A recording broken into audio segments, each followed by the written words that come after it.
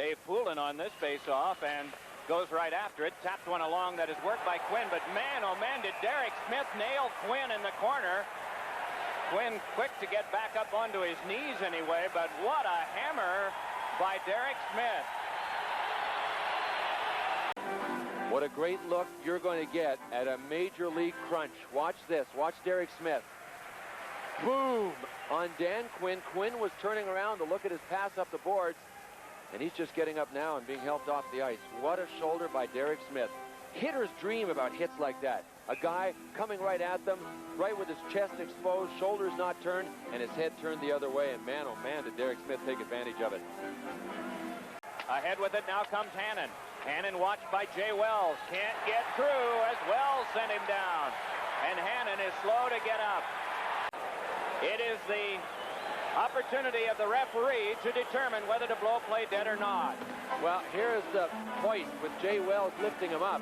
And you know, where Dave Hannon fell is one of those blind spots to us. We sit on the side of the ice, and I honestly could not have told you why that whistle blew until I saw the Pittsburgh trainer crawling over the bench and heading down to see Dave Hannon.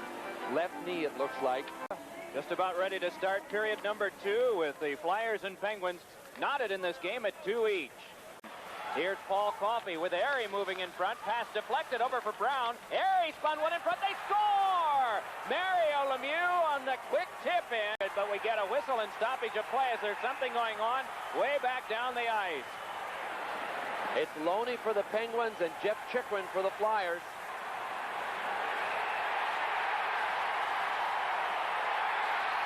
That's Troy Loney, I think, his first-hand experience at just how strong Jeff Chychrun is.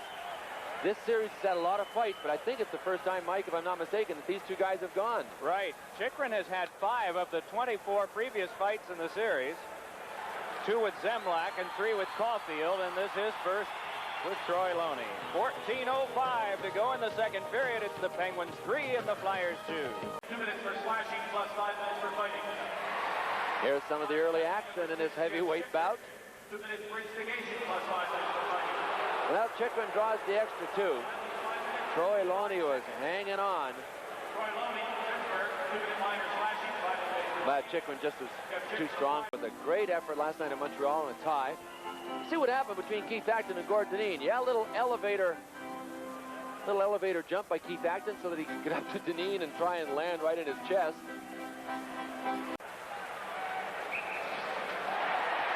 And a little from behind by Airy on Sutter. Bob Airy crosses to the Wells side, drops it over to Coffey, sets it up for Brown, he scores! Cullen moving out with Loney and Stevens. Cullen deals it off to Stevens, flipped one, he scored! Kevin Stevens, and it's 5-2 the Penguins, with 5 seconds to go in the second period. And Pittsburgh has come in. Done a splendid job. Murphy up the wing and trying to get to it is Ron Sutter. Sutter centers one and from the backhander he scores! Says out of the penalty box now comes Dineen as the Penguins killed off another one, and Mantha with a shot, and that one blocked off, and everyone looking for it. It must be hung up in the equipment of the Penguin player. I got it somewhere. Where is it? There it is. I know it's here somewhere. It's funny. Check this out. Button, who's got the button? I thought he was about to pull it out. All right. There we go. All right, strip search.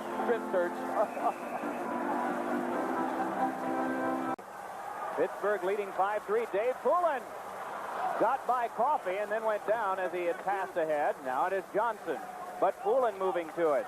Poulin in front, and Smith a shot. He scores! 2 minutes and 40 seconds to go in the third. Racing ahead, it's Murphy. Drops back to Kerr, and that one sticked away by Young. The rebound scooped along the boards by Johnson, pinching his partner, kept it alive. Then over to Craven. Out in front, and Bullard a shot. Rebound, score! Timmy Kerr! It's tied at 5!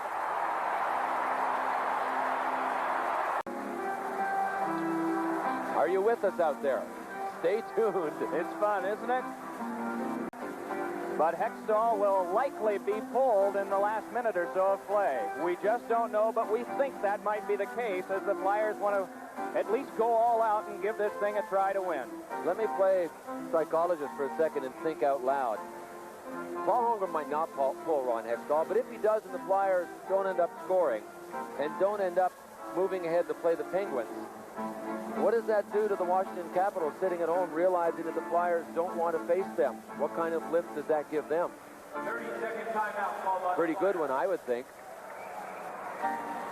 Yeah, I would also think that the Capitals might be aware, maybe they aren't, that nobody wants to play them in this division right now. That's my perception. Yeah, that's true. So it's hard to tell.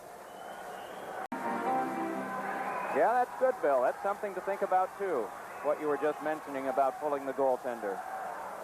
Fortunately, it's a decision that we don't have to make, nor do you. Only one person does, and that's Paul Holmgren. It is Murphy. Across now to Karkner. Spins it back in deep, and Wendell Young goes to get it, and here comes Hextall to the bench. We have our answer. Troy Loney feeds ahead to Lemieux. Tries to dance by Kerr. Tries for the empty net and gets it. In sudden death overtime, the Penguins have defeated the Flyers by a score of 6-5. It will be the Flyers facing the Washington Capitals and the Penguins to host the New York Rangers as the Patrick Division playoff picture has been completed on the final night of the season.